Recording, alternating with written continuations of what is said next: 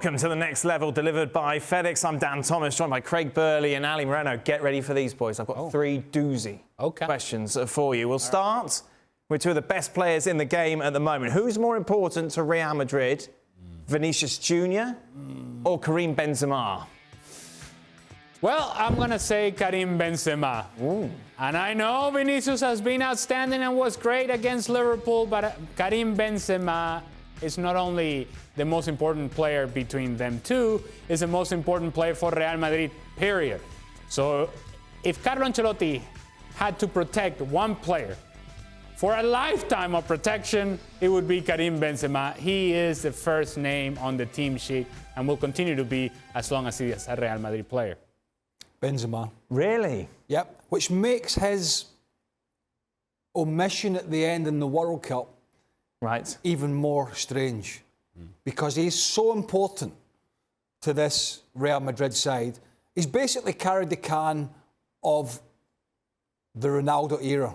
Because there was nobody else to fill that role, to score the goals, to lead the team, to take the responsibility on their shoulder, to help these younger players come through, like Valverde, like Rodrigo, like Vinicius Jr. And when he's not available, Ancelotti has searched and used several different players to try and fill that role, but nobody can fill it like Karim Benzema. So yeah, without him, Real Madrid are just not the real deal. Let's talk about another world-class player then, shall we? PSG are down 1-0, of course, against Bayern Munich, but played much better with Mbappe on the pitch, of course, and he came on as a substitute. Can they turn the tie around if he starts?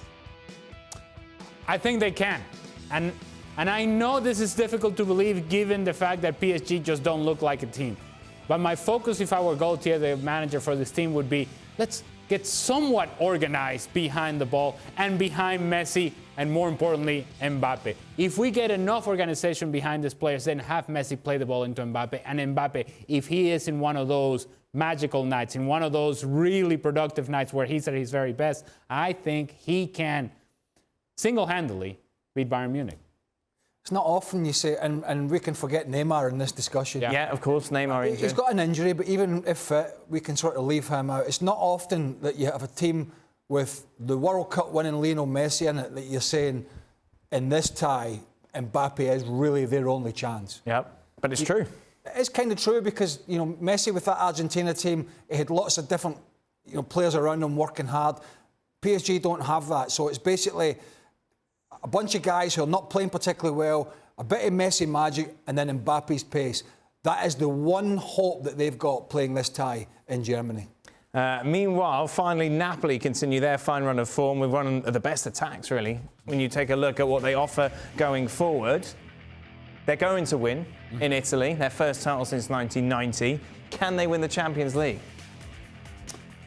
I don't think they have quite enough to win the whole competition. However, nobody that is left in Champions League would want to play against Napoli. They are a nightmare matchup. They are a team that is very capable in the attack, that have a proven goal scorer, have enough speed on the outside, are defending well through the midfield. A lot of things to like about Napoli. Perhaps the one thing that they don't quite have is experience in Champions League, in a deep Champions League run.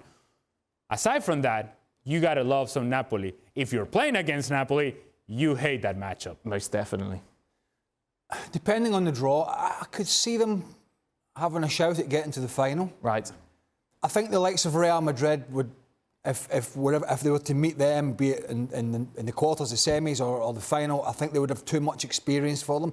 But say they met somebody like City, if you look at how this Napoli team play at the moment, yeah, they don't have the experience, but they're very well organised, they're really tidy in midfield, and you know what? Teams that leave themselves exposed at the back, and Man City do at times, this Napoli team with this front line, particularly Victor Osimhen, can absolutely bury you. So I think it depends how the draw goes, but I could see them getting to the final. And we knew Osimhen was good, but he's proved, obviously, this season that he's very, very good.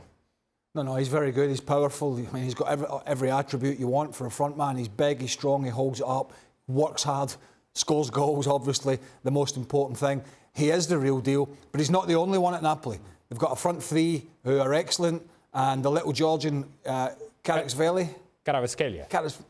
You had it. You were almost there, Craig. I'm going to have to shorten that, but he is magic on the left-hand side. So, yeah, They're a really good team. Thank you very much, guys. That is the next level delivered by FedEx.